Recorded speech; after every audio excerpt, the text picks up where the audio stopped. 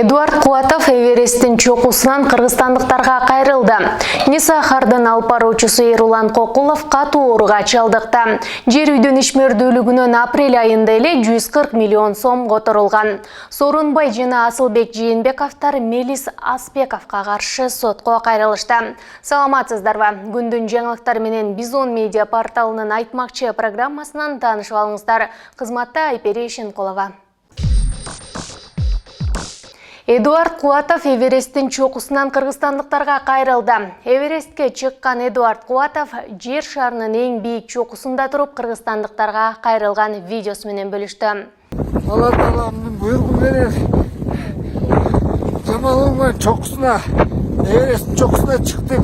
Альпинист Facebook баракчасына жарыяланган видеосунда жеңишин кыргыз элине арнай турганын айткан. That's really impressive. Whoa. Whoa, just wow. Bravo. Кыргыз элим бүгүн 23 майда 8 саат 35 мүнөттө Эвересттин чокусуна чыкты. Кыргыз элим, касиеттүү менин мекеним. Ушул жеңишимди сиздерге арнайм. Эркиндигибизди, касиеттүү жерибизди, эгемендүүлүгүбүздү сактап калалы деген ал. Кыргыз элим, касиеттүү кыргыз жерим, сүйүктүү мамлекетим Кыргызстаным, силер үчүн армандага баран келдик. Рахмат чоң. Кыргызстандык Эдуард Куатов 23 май күнү Эверест-1 экспедициясынын курамында Эверестти багындырган. Эдуард Куатов жердин эң бийик чокусун багындырган экинчи кыргызстандык болуп калды.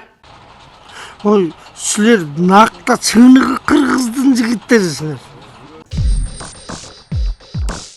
Нисахардын алып баруучусу Эрулан Кокулов катуу ооруга чалдыкты. Нисахар долбоорунун автору жана алып баруучусу Эрулан Кокулов катуу ооруга чалдыкканын интервьюларынын биринде айтты. Эрлан, сколько ты еще планируешь быть в проекте? Я знаю, что я болею. Это очень серьезно, да. И, возможно, в ближайшее время мне понадобится достаточно хорошая медицинская помощь. Но ты не умрешь, правильно? Не знаю, посмотрим. Бирок ага диагноз коюла элек. Ал нервтери жакшы нерсеге алып келбейт деп айткан. Анын айтымында учурда ал ден соолугуна, туугандарына жана жакындарына көп убакыт бөлүп жатат. Ден соолук биринчи орунда экенин унутпайлы. Жер үйдүн ишмердүүлүгүнөн апрель айында эле 140 миллион сом которулган. Жер үй кенинде өндүрүш башталгандан кийинки биринчи айда Кыргызстандын бюджетине төлөмдөрдүн негизи 3 түрү боюнча 140 миллион сомдон ашык каражат түшкөн. Я смотрю, вы тут тоже немножко в шоке, да? Апрель айында Альянс Алтын өнүгүү компаниясы киреше салыгы үчүн төлөмдөрдү жүзөгө ашырды жана инфраструктураны өнүктүрүүгө каражат которду. 85 миллион 443 миң сом апрель айына киреше салыгын төлөө болгон, алтынды сатуудан түшкөн каражат үчүн 39 миллион 391 миң сом төлөндү. 15 миллион 757 миң сом жергиликтүү маанидеги инфраструктураны өнүктүрүүгө жана кармоого чегерүүлөр болду. Я вам денежки принес. Жер үй кенинен келип түшкөн бардык төлөмдөр Кыргыз Республикасынын мыйзамдары менен жөнгө салынат, каражаттарды бөлүштүрүү жана алардын сарпталышын көзөмөлдөө Кыргызстандын өкмөтүнүн деңгээлинде жүргүзүлөт. Бөлүнгөн каражаттарды максаттуу пайдалануу боюнча жергиликтүү бийлик милдетин алат. Талас облусунун бюджети 2 эсеге көбөйдү. Это твое? Мое. Откуда? Оттуда. Кенде өндүрүш башталары менен мурда болжолдонгондой Талас облусунун кирешеси кыйла өстү. Жер үйдөн жергиликтүү бюджетке түшкөн биринчи каражат Талас облусунун акыркы жылдагы орточо айлык кирешесинен 2,5 эсе көп.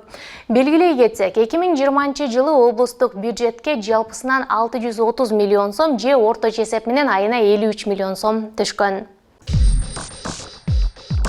Сооронбай жана Асылбек Жээнбековдор Мелис Аспековго каршы сотко кайрылышты. Анан кантсын бечара.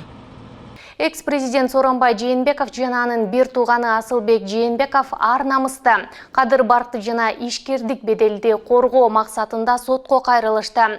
Соттолуучу Мелис Аспеков ал буга чейин Садыр Жапаров президенттик шайлоо өнөктүгү үчүн Жээнбековдордон $10 миллион алган деп айткан. Ой, дура! Доонун суммасы 1 миллион сомду түзөт. Алар Мелис Аспековдун маалыматын ишенимсиз деп табууна суранышат. Доогерлердин адвокаттарынын айтымында, эгер соттолуучуну күнөөлүү деп тапса, арыз ээлери көрсөтүлгөн сумманы балдар үйүнүн бирине которуп беришет. Но это не точно. Айтмакчы, Мелис Аспеков шайлоодогу мыйзам бузууларды жарыялаган, бирок опузалап акча талап кылган иш боюнча соттолуучунун баракчасындагы билдирүүнү кийинчерээк кимдир бирөө өчүрүп салган. Ну, вообще я не в курсе, что как там происходит, кто там от моего имени действует, кто делится там в Фейсбуке моим аккаунтом управляет. Вообще мне ничего не известно. Ушул жана башка жаңылыктарды биздин сайтыбыздан жана социалдык тармактардагы баракчаларыбыздан көрө аласыздар. Дарегибиз Бизон Чекит KGZ кийинки чыгарылыштан амандашканга чейин.